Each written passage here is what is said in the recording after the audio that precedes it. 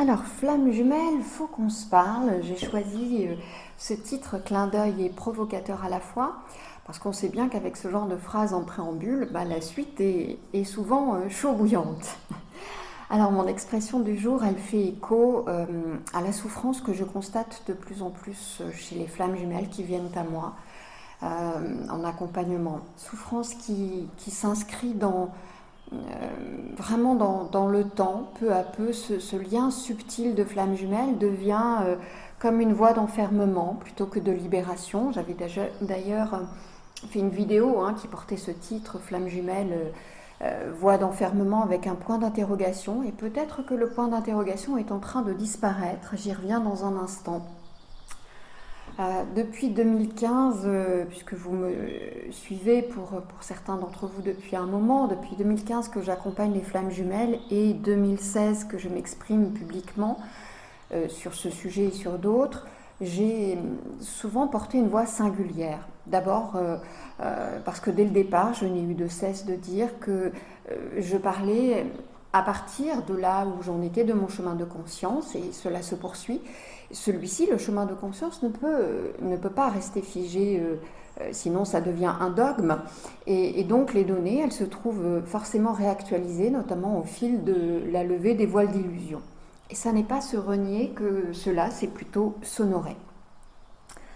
J'ai aussi souvent partagé ma vision sur la prise de parole que je considère comme une responsabilité. Pas seulement par le choix des mots, aussi par l'intention en arrière-plan et la vibration associée. Ça me semble vraiment tout à fait fondamental. Et quand j'ai commencé, c'est vrai que nous étions peu nombreux. Aujourd'hui, il y a une multitude de personnes qui s'expriment sur ce sujet de la flamme jumelle. Et c'est vraiment heureux. Parce qu'ainsi, il y a des colorations différentes qui sont disponibles, et ça, c'est vraiment chouette. Simplement, parce qu'il est facilement accessible de s'exprimer, ce qui est à regarder, c'est à partir de quel espace cela se fait, à partir de quelle intention, pour nourrir quoi au juste dans l'émetteur de la parole et aussi le récepteur de cette parole. Aujourd'hui, d'ailleurs, des voix commencent aussi à s'exprimer pour dénoncer ce qu'elles nomment le concept ou l'arnaque flamme jumelle. Alors, soit ces personnes n'ont en réalité pas vécu cette situation, ou en ont vécu une autre qu'elles pensent être de l'ordre de la flamme jumelle, tout comme il y a des personnes qui s'expriment à propos de la flamme jumelle ou se présentant comme couple de flammes jumelles réunies, etc., qui n'en sont pas du tout, ou pour certains sont même rattachés à la fausse lumière, parenthèse refermée, ça je l'ai aussi dit plein de fois. Donc soit ces personnes n'ont pas vécu cette situation, celles qui dénoncent l'arnaque, flamme jumelle, soit en effet elles l'ont expérimenté et se sont senties malmenées à travers cette relation terrestre, et en découle déception, amertume, etc. Ce qui est parfaitement compréhensible. En fait, dans le fait de dénoncer, elles nourrissent l'autre bout de la ficelle. Ça, c'est vraiment important de le comprendre. Ça vaut pour ça, mais ça vaut pour plein de choses que je suis en train de dire. C'est le même bout de la ficelle. S'il y a des éclats de vérité possiblement partout, dans ce cas-là, comme dans toute la philosophie de Chaser-Runner et compagnie, on est encore et seulement dans la polarisation. On est dans la polarisation, c'est la même ficelle, sauf qu'on prend un bout ou l'autre. Et donc on est dans la dualité, on est donc dans la division et donc dans les énergies involutives, dans les énergies matricielles. Nous sommes encore dans la pièce de théâtre quand on fonctionne ainsi. Se trouver sur ce chemin de flamme jumelle, c'est se trouver renversé bien souvent, en grande vulnérabilité, voire en très grande fragilité, en tout cas par moment. C'est une telle perte de repères que la tentation, elle est grande d'aller chercher des réponses à l'extérieur. C'est une telle intensité de souffrance, parfois, que l'on est prêt à remettre son pouvoir à autrui, à tout prendre, à tout entendre, tout et son contraire. On a si mal, on veut comprendre, on veut arrêter d'avoir mal, on veut que l'autre revienne, on veut une baguette magique, un espoir, une prédiction. tout ce qui peut alimenter en fait et venir apaiser aussi, tout ce qui peut être un baume, même si c'est de surface, même si c'est temporaire. Et puis parce qu'on touche au domaine amoureux, on touche à la sphère sensible en soi, au conditionnement aussi, aux blessures, aux failles narcissiques, aux fantasmes, aux projections, etc. etc. Alors comme je l'ai souvent fait toutes ces années, je vais dire ici quelques éléments pour apporter un peu de clarté dans ce qui est en train de devenir une sorte de brouhaha plutôt dense que cet univers de flammes jumelles et qui ne cesse de se densifier depuis au moins 2 ans. Ce qui dans ma vision peut amener de la confusion et même nourrir des aspects involutifs, donc vraiment dans ce qui se passe là depuis un moment. Alors, si nous revenons aux fondamentaux, qu'est-ce que la flamme jumelle? On ne va pas tout redévelopper, donc je choisis aujourd'hui de trancher sur certains éléments, hein, comprenez bien ça, sinon la vidéo, elle fait 15 000 heures. Donc, les fondamentaux de la flamme jumelle, évidemment, ça prend souvent le visage premier d'une relation sentimentale. Simplement, il s'agit en fait d'un outil de conscience. C'est ça la flamme jumelle. Alors oui, dit comme ça, évidemment, c'est pas très fun. En fait, qu'est-ce que ça vient nous dire? Ça veut dire que cela vient nous inviter à retourner à notre être authentique. Je ne parle pas là d'un simple ravalement de façade qui consisterait à se montrer une personne plus sincère quand je dis être authentique.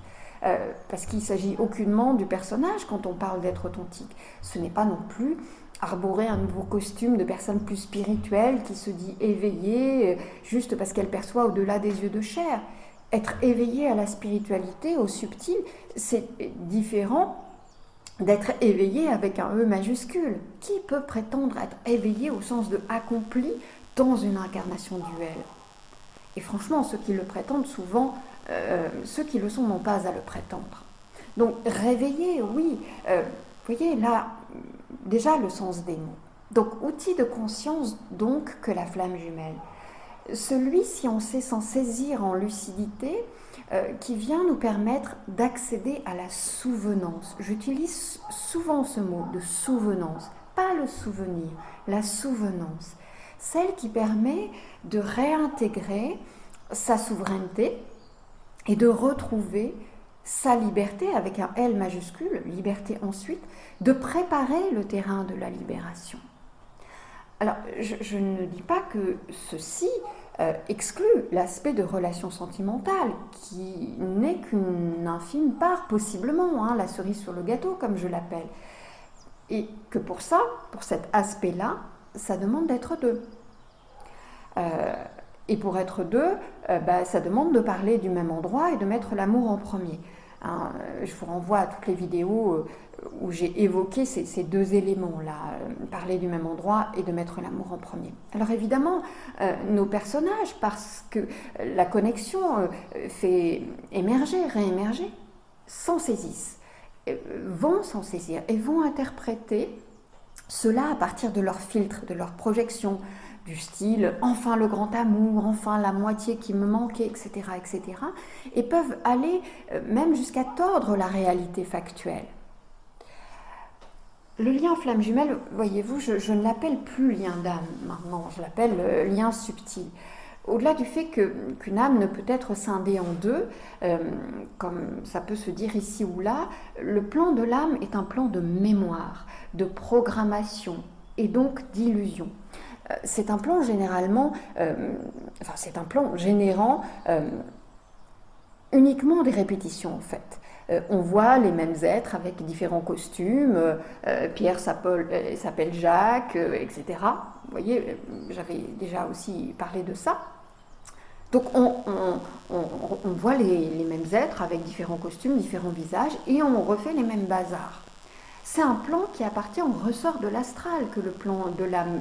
C'est un plan qui appartient à la justification de la réincarnation, si vous voulez. Le seul plan pur, inaltéré, inaltérable, c'est le plan du moi supérieur, de la divinité, l'essence, l'être authentique, appelez ça comme vous voulez. Tout ça, je l'ai expliqué vraiment en long, en large, dans plein de vidéos. Donc, la flamme jumelle, dans ma vision, cas, précède ce plan de l'âme.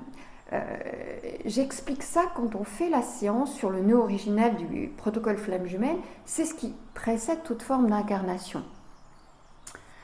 Et en même temps, commence déjà à se teinter de division, énergétiquement parlant, parce que c'est là où on est, en fait, on est dans le subtil, là, avant toute forme d'incarnation. Et là, justement, abordons un point essentiel que je veux partager avec vous aujourd'hui, qui est la proximité vibratoire. De là où je suis, la flamme jumelle, selon moi, c'est la plus grande proximité vibratoire. Ça ne dit rien de la qualité de l'amour terrestrement possible à vivre. Il convient vraiment de distinguer ce qui est de l'ordre de la relation terrestre et ce qui est du lien subtil qui, en effet, a des spécificités.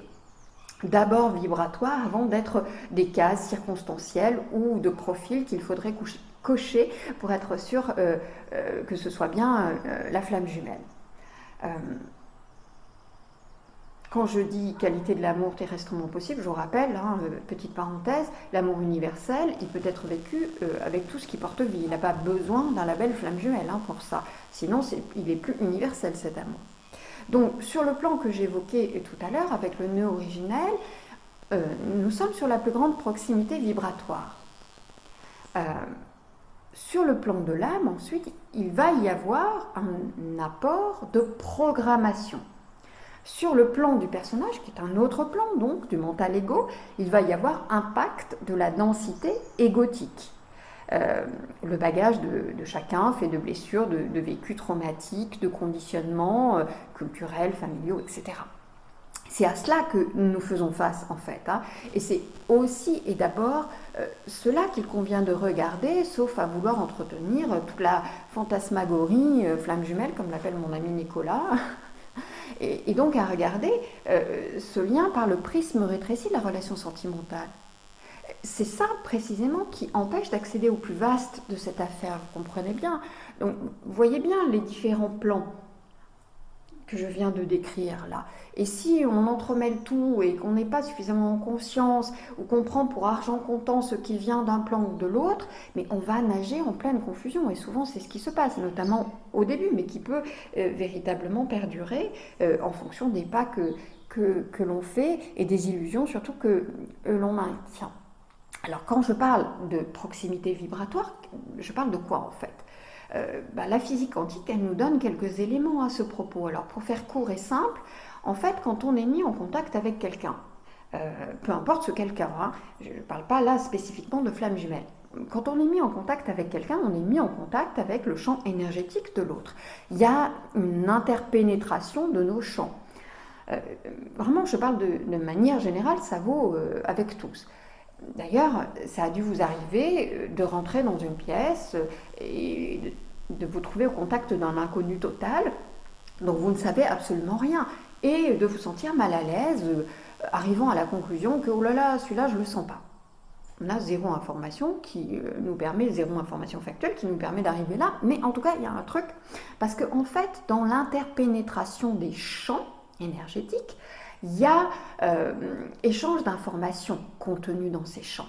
Il y a un truc qui a lieu entre les électrons et les photons de la bulle de chacun. Je ne rentre pas dans le détail. Je vous renvoie à la physique quantique si ça vous intéresse. Moi, c'est pas voilà, c'est pas mon domaine d'intervention. Et ces informations, elles vont se trouver en confrontation ou en résonance. Et c'est comme ça qu'une personne peut réveiller des cristallisations.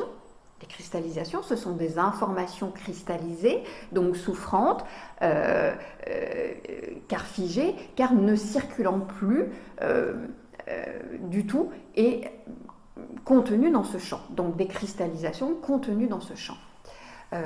Et vous savez, d'ailleurs, vous avez déjà rencontré, ou vous avez autour de vous, dans votre entourage, ces personnes qui savent super bien appuyer sur nos interrupteurs, parce qu'en fait, elles appuient sur les cristallisations. Mais elles font en dehors d'un champ de conscience, même s'il peut y avoir des aspects de manipulation ici ou là, mais bien souvent, ça se passe tout à fait autrement. Et donc, vous avez compris où je veux en venir avec cette histoire de proximité vibratoire et de cristallisation. Quand on se retrouve face à la flamme jumelle, ce processus, il a évidemment lieu. Et en raison de la très grande proximité vibratoire, il y a ce phénomène, ce processus a lieu de manière très vive.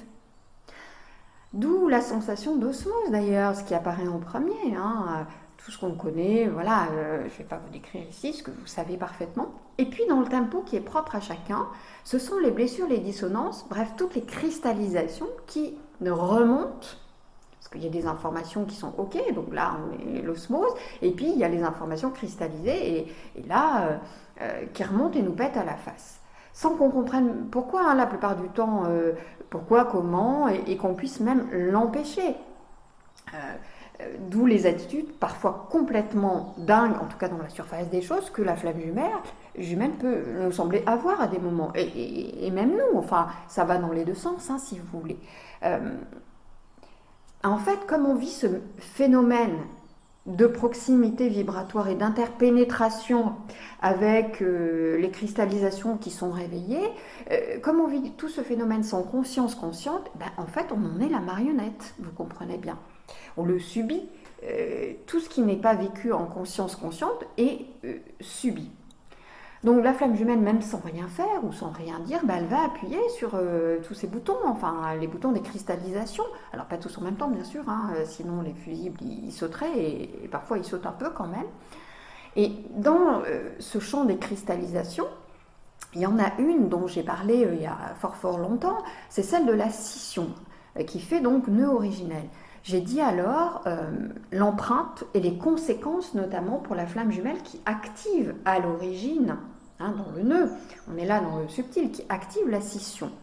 Je l'ai dit dans la vidéo, dont je vous mettrai la référence, séparation, scission, matrice, ego, parce que je ne vais pas tout reprendre ici, je ne vais pas développer.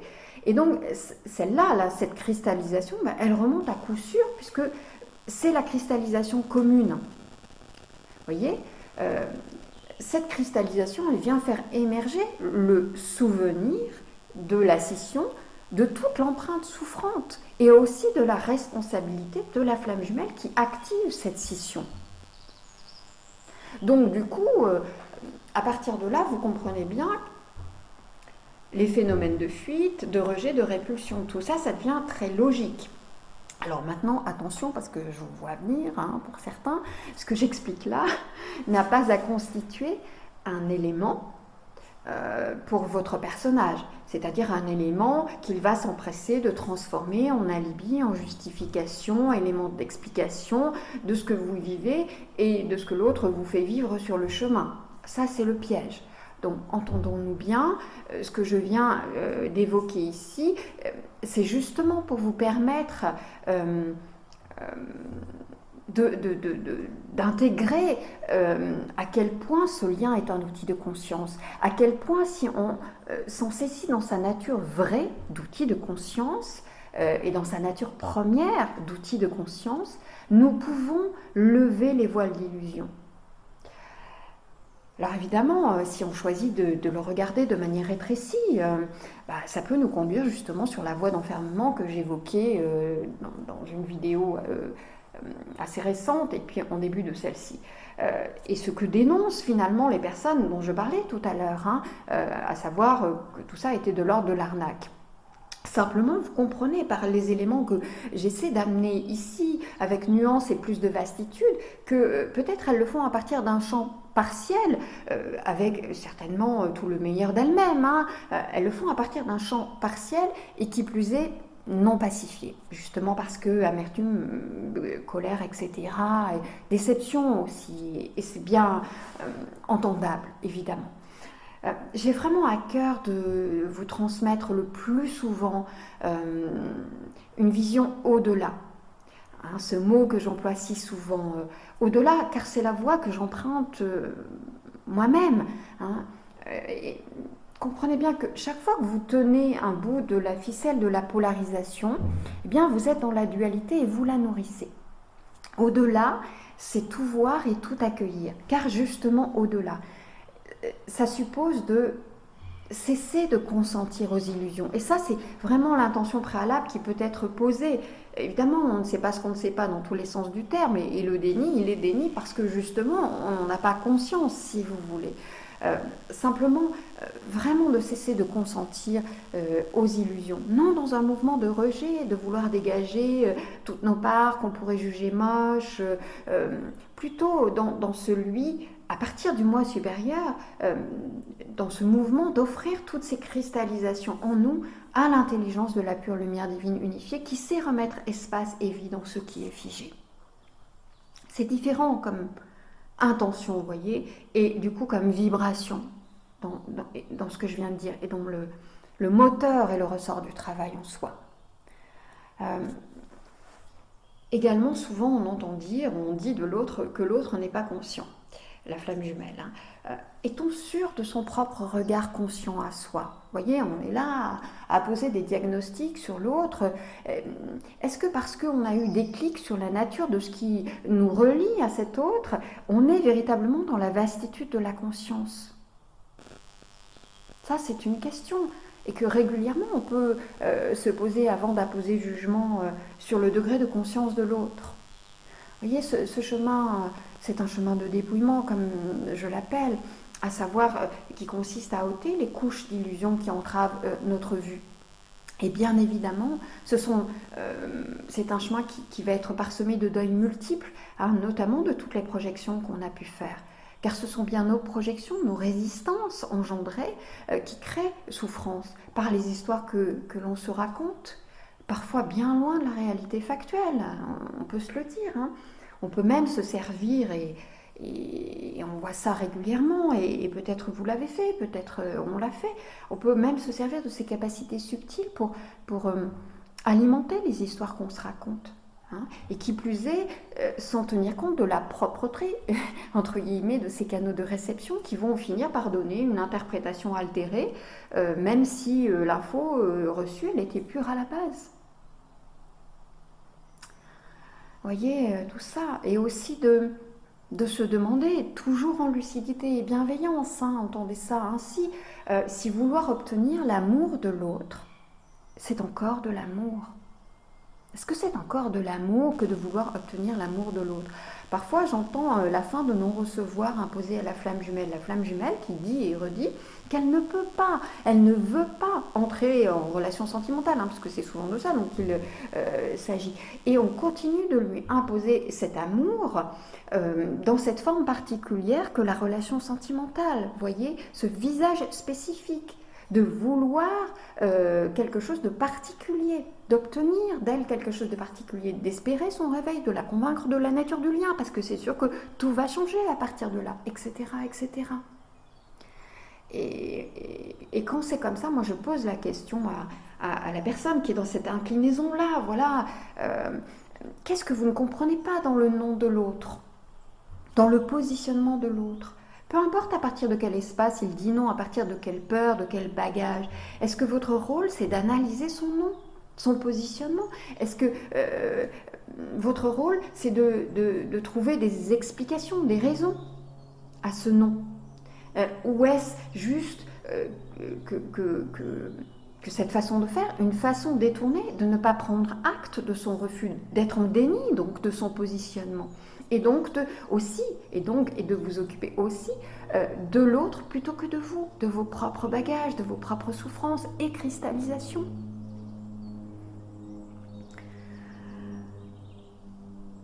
Et donc, vous voyez, on en a des choses et des choses qui, sur ce chemin, viennent s'entremêler, s'apposer. Donc, regardez tout ça en profondeur. Et une chose en particulier, et là ça demande aussi lucidité et bienveillance, c'est si en fait, dans cette relation qu'on entretient à l'autre ou dans la projection que l'on en fait, on n'aime pas plus ce que nous fait vivre cette relation, ce lien, que l'être lui-même. Si on est vraiment honnête, si on s'arrête un instant, parce que cela aussi, vous voyez, c'est récupéré par notre personnage qui est tellement friand des shoots émotionnels. Et là, avec tout ce que j'ai expliqué précédemment, vous comprenez qu'il a plein de matière. Et puis quand il se raffine, notre personnage, et qu'il devient égo-spirituel, eh ben, il devient tellement friand de transcendance, d'osmose et compagnie, et que là encore, on peut se jouer le tour à nous-mêmes, que de se raconter qu'en fait, on aime cet être, alors qu'en fait, c'est tout ce dont je viens de parler, et en plus, on ne veut pas s'avouer qu'en fait, on aime plus ce que nous fait vivre ce lien et cette relation, plutôt que l'être lui-même. Donc c'est vraiment de voir en face ce à quoi on consent, ce que l'on nourrit, hein, sous prétexte que c'est la flamme jumelle. Parfois, dans la relation terrestre, il y a des comportements toxiques, j'en ai parlé ici ou là. Et la flamme jumelle, elle est un être incarné avec ses bagages. Je rappelle qu'elle vient aussi nous rappeler la puissance du non. Hein, notamment quand il y a ces comportements toxiques. La puissance du non, c'est le socle de la souveraineté qui n'est pas composé de la seule jambe du oui. Elle a deux jambes, cette souveraineté, le oui et le non. Oui et non au diapason, hein, et non plus le oui paillasson pour plaire, pour être aimé, par fantasme d'amour inconditionnel, le oui distributeur automatique qui conduit finalement à la compromission. Tous ces oui qui inévitablement vont conduire à des noms de colère, des noms de rébellion, des noms hérissons. Hein. Voyez, donc oui paillasson engendre non hérisson, et il n'y a rien qui est au diapason dans cette affaire. Donc plus on s'enfonce dans des illusions, en réalité plus la flamme jumelle elle va venir tirer le rideau pour déchirer les illusions, le voile d'illusion. Comme pour nous dire, mais cesse de consentir à l'illusion, regarde en conscience, réveille-toi, toi qui te crois éveillé. Alors évidemment, elle ne le dit pas comme ça, et puis elle ne sait même pas que c'est ce qu'elle est en train de nous envoyer comme message, parce que tout ça c'est beaucoup plus complexe, hein. Vous comprenez bien qu'il y a éminemment de choses qui s'entremêlent. Et tant qu'on est... Donc, c'est ça qu'elle fait, hein, vous voyez, et en cela, on peut dire qu'elle honore, mais alors, sa fonction parfaitement. Dans les illusions aussi, puisqu'on égrène un tout petit peu là quelques illusions, il y a aussi l'idée qu'on est guéri, qu'on a dépassé ceci ou cela, que ça y est, c'est pacifié. Et là, paf, la flamme jumelle, elle nous en pose une. Généralement bien carabinée, et on voit qu'en fait on n'avait pas du tout intégré la chose, qu'on était en surface. Là encore, on s'est raconté une histoire. La flamme jumelle, elle vient nous rappeler l'art du discernement, le sens de la nuance, l'art de se questionner, pas au sens mental, au sens de se remettre en question, et de remettre en question. Ça demande de la détermination, pas au sens de vouloir, au sens de l'impulsion renouvelée. Alors on peut préférer évidemment les concepts, les formules magiques, le petit bout de la lorgnette, même si ça fait mal. N'empêche que c'est toujours moins douloureux que d'aller voir de l'autre côté du voile. Le voile qui se déchire, on ne va pas se raconter d'histoire, ça fait mal. Ça fait vraiment mal. Et puis, il y a une part de nous qui sait très bien qu'on n'en reviendra pas. Et ça va nous, évidemment, nous ramener à toute la notion de mort, de vide, de néant. Je vais en dire deux mots dans un instant. Tout ça, c'est dur. On ne va pas se le nier. C'est difficile. C'est vraiment éprouvant. Et comme vous, il m'est arrivé de me sentir lasse en chemin, d'en avoir ras-le-bol.